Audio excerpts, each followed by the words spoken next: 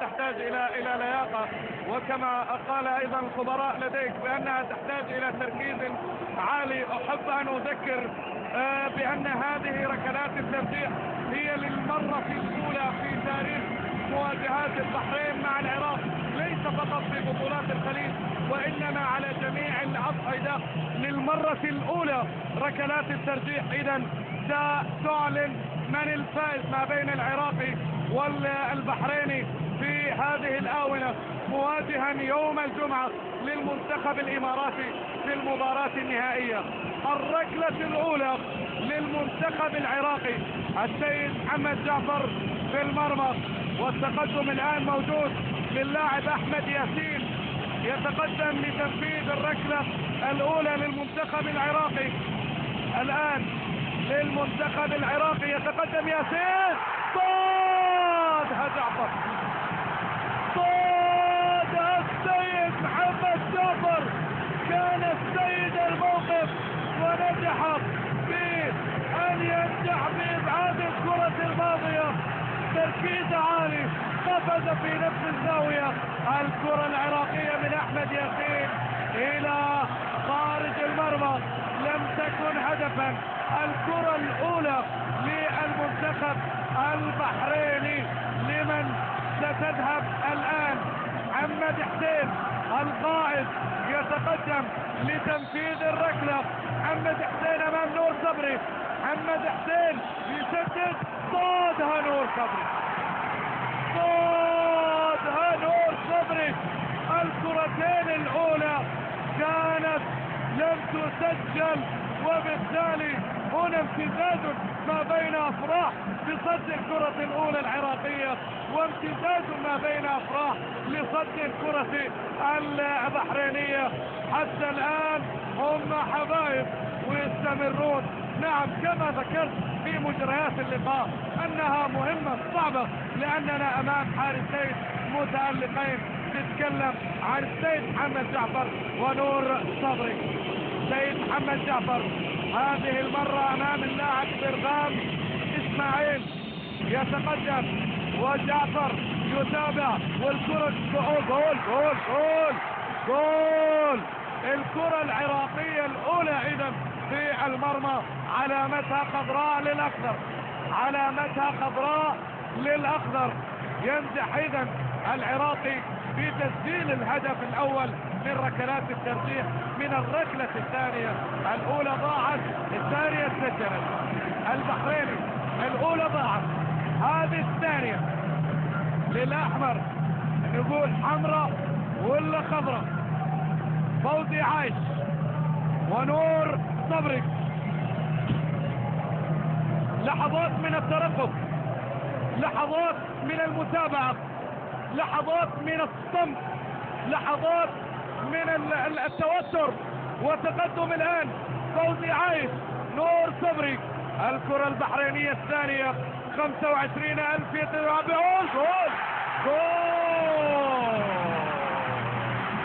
فوزي عايش ينجح إذا من الكرة الثانية، نعطيه علامة خضراء للأحمر الذي يصعد 25,000 متفرج حاضر ومشجع هنا في الاستاد الوطني.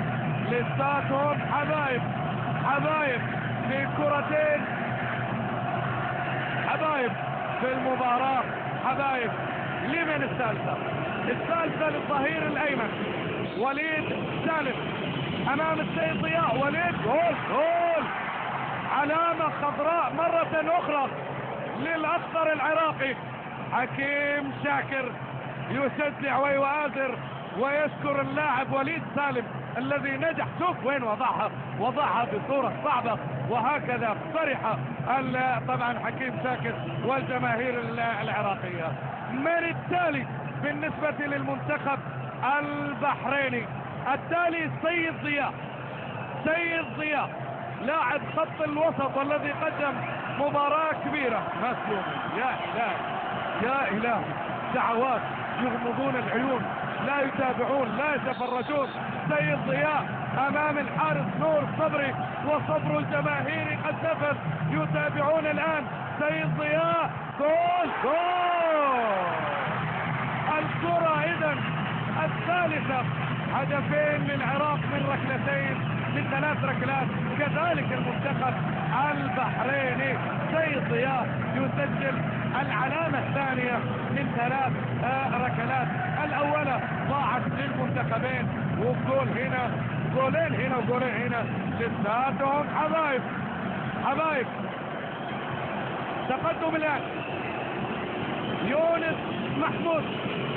هل تكون هذه مباراتها الأخيرة وركلتها الأخيرة كما أعلن الكل يتابع؟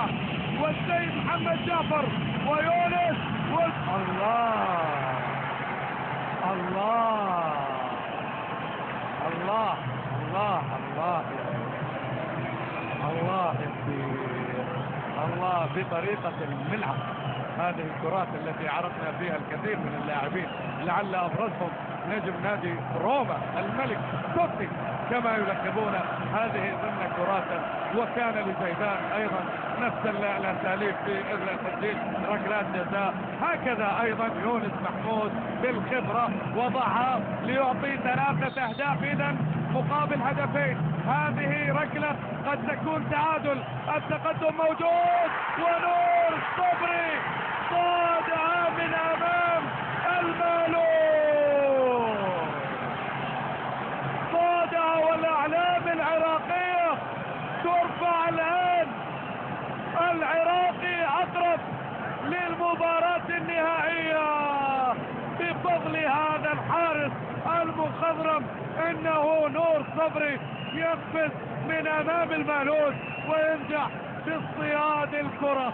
الوضع كالتالي: لو نجح المنتخب العراقي تسجيل الكرة، خلاص العراق إلى النصف النهائي. همام طارق يبدو أنه من سيتقدم. همام طارق، ماذا هناك؟ أنا أرى نور صبري هو يطلب تنفيذ الكرة. نور صبري، هل يجلب النور والسعادة وصبر طال 25 عام للوصول إلى النهائي؟ نور صبري خلصها صبري. العراق إلى المباراة النهائية، أسود الرافدين إلى المباراة النهائية أمام الإمارات.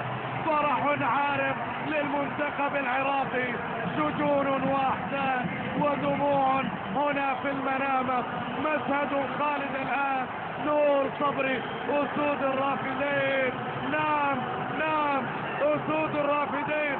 العراق يا ابو الغيرة، نعم هكذا يرددون.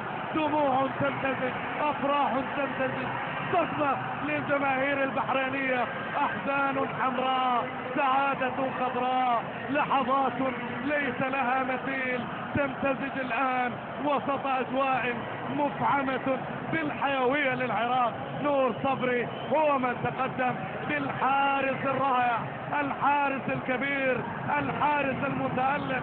عاد للمنتخب العراقي ليعيده إلى الواجهة في بطولات كأس الخليج. فرح للمدرب الوطني حكيم شاكر الذي يستعد لمواجهة مدرب وطني هو المهندس مهدي علي يوم الجمعة في المباراة النهائية. قبل ذلك البحرين أمام الكويت على المركز الثالث والرابع. يا لها من أجواء حقيقة فيها امتزاج لا يمكنني وصفه. انتهى الوصف، انتهى التعليق. أيها الأحبة، عيسى الحربين يذكركم متابعة، يلتقيكم في مباريات أخرى رائعة وجميلة مثل مباريات كأس الخليج. زميلي محمد نجيب، حقيقة عشنا يوما طويلا من عشاق كرة القدم في أجواء كأس الخليج، ولا زال اليوم المنتظر يوم الجمعة، العراق إلى المباراة النهائية. زميلي محمد نجيب، لك الكلمة.